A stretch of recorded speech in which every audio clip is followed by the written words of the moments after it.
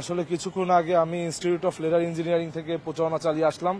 সেখানে যেতে যেয়ে দেখলাম শিক্ষার্থীদের ব্যাপক কষ্ট, কেননা সেই রাস্তায় যে দীর্ঘ জ্যাম, সেই জ্যামে কিন্তু একজন শিক্ষার্থীর কিন্তু ওই ইনস্টিটিউটে যেতে ব্যাপক পরিশ্রম এবং কষ্ট পোহাতে হয়। সেই ক্ষেত্রে আমরা দেখেছি এই ইনস্টিটিউটটি সম্পূর্ণ পিলখানার পিছের সাইডে কিন্তু অবস্থিত। সুতরাং আমরা চাই এই পিলখানার ভিতর থেকে কিন্তু আমাদের শিক্ষার্থীরা, যারা লেদার ইঞ্জিনিয়ারিং এর শিক্ষার্থী, তারা কিন্তু পূর্বে যাতায়াত করতে পারত, কিন্তু পিলখানা বিদ্রোহের পর থেকে সেটি বন্ধ হয়ে গিয়েছে।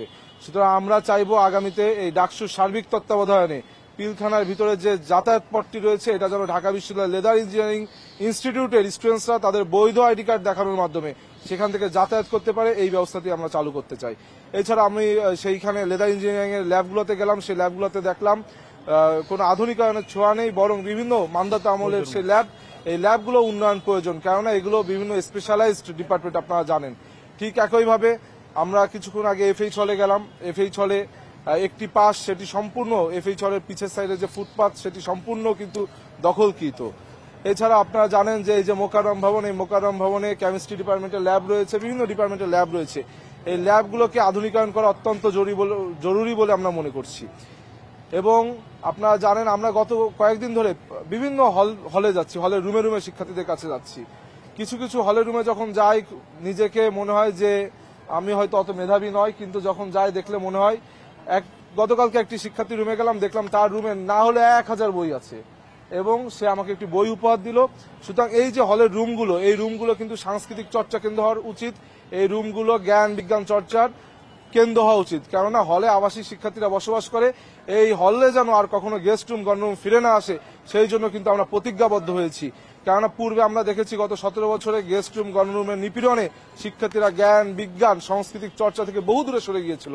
এই জন্য আমি গতকাল শিক্ষার্থীদের সাথে যখন কথা হয়েছে, আমি বলেছি তোমরা আমাকে নির্বাচিত করো, তোমরা যদি আমাকে নির্বাচিত করো, ব্যক্তিগতভাবে কেউ যদি গণরুম গেস্ট রুমের অপচেষ্টা চালায়, তাহলে আমার লাশের উপর দিয়ে যেতে হবে, তবুও গণরুম গেস্ট রুম আর ঢাকা বিশ্ববিদ্যালয়ের হলগুলোতে চালু হতে আমরা দেব না। এবং একই সাথে দেখুন, আপনি বলেন নির্বাচনী প্রচারণা মাঠ অত্যন্ত ভালো, কিন্তু একটি সমস্যা হচ্ছে এখানে একটু অসম প্রতিযোগিতা তৈরি হয়েছে। কি অসম প্রতিযোগিতা? এখানে যে প্রার্থী যেমন ভাবে পারছে আচরণবিধি লঙ্ঘন করছে, প্রশাসনের কিন্তু বিন্দু মাত্র এইখানে কোনো পদক্ষেপ নেই। আমরা দেখছি বিভিন্ন প্রার্থী রঙিন লিফলেট, কেউ রঙিন মলাটের বই, এমনকি কেউ খাম উপহার দিচ্ছে। এবং এমনও দেখেছি একটি খামের ভিতর না হলেও কমপক্ষে 150 থেকে 200 টাকার গিফট আছে। আমরা চেয়েছিলাম যে বিশ্ববিদ্যালয় প্রশাসন নির্বাচন কমিশন, তাদের একটি মোবাইল টিম থাকা উচিত ছিল, যে কে কোথায় পুরো বিশ্ববিদ্যালয় তারা ঘুরে ঘুরে দেখবে, কোথায় আচরণবিধি লঙ্ঘন হচ্ছে, তাৎক্ষণিক তারা একটি আশু পদক্ষেপ নেবে। কিন্তু আমরা দেখছি এই ক্ষেত্রে নির্বাচন কমিশনের কোনো কিন্তু চিন্তা ভাবনা নেই। বরং আমরা আরো একটি প্রতিবাদ জানালাম যে ভোট কেন্দ্র বৃদ্ধির কথা। ভোট কেন্দ্র যখন বৃদ্ধি করতে বললাম, নির্বাচন কমিশন বললেন তাদের লজিস্টিক্যাল সাপোর্ট নেই। কিন্তু আমরা 19 সালেও তো দেখেছি ডাকসুতে প্রত্যেক হলে হলে তখন ভোট কেন্দ্র হয়েছিল, কিন্তু এখন তো 8টি ভোট কেন্দ্র। আমরা চেয়েছি এই ভোট কেন্দ্রকে দ্বিগুণ করা হোক, যাতে শিক্ষার্থীদের দীর্ঘ লাইন পোহাতে না হয়। আপনারা জানেন গত 17 বছর ধরে যখন আপনার ভোটাধিকার প্রাপ্ত হয়েছে, তারা কিন্তু ভোটাধিকার প্রয়োগ করতে পারেনি।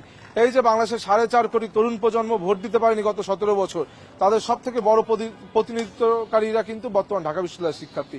সুতরাং এই যে দীর্ঘদিন আমরা ভোট দিতে পারি না, আমাদের ভোটাধিকার প্রয়োগের একটি উচ্ছ্বাস কিন্তু শিক্ষার্থীদের ভিতর দেখা দিচ্ছে। কিন্তু বিভিন্ন সময় বিভিন্ন প্রশাসনিক কর্মকর্তার বিভিন্ন বেফাস বক্তব্য এবং বিভিন্ন উদ্ভূত পরিবেশ পরিস্থিতি তৈরি করছে প্রশাসনিক পর্যায় থেকে, সেটি কিন্তু শিক্ষার্থীদের ভিতর শঙ্কা দেখা দিচ্ছে। আমি প্রশাসনের কাছে আহ্বান জানাবো, শিক্ষার্থীরা ভোটের পক্ষে আছে এবং ভোটকে কেন্দ্র করে তাদের আমেজ উৎসব দেখা দিচ্ছে, পরিলক্ষিত হচ্ছে। সুতরাং এই ভোটের মাঠ যেন আরো উৎসব মুখর হয়, এই জন্য আপনারা বিশ্ববিদ্যালয় প্রশাসনের পক্ষ থেকে বিভিন্ন পদক্ষেপ নেন, যেন এই 40,000 শিক্ষার্থীকেই এই ভোট কেন্দ্রে আগ্রহী করা যায়।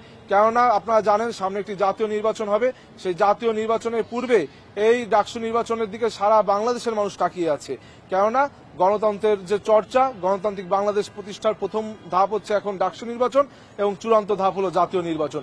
এই ডাকসু নির্বাচন এবং জাতীয় নির্বাচনকে যারা প্রলম্বিত করতে চাবে, যারা বিভিন্নভাবে এখানে ষড়যন্ত্র করবে, তাদেরকে কিন্তু ঢাকা বিশ্ববিদ্যালয়ের শিক্ষার্থীরা লাল কার্ড দেখাবে।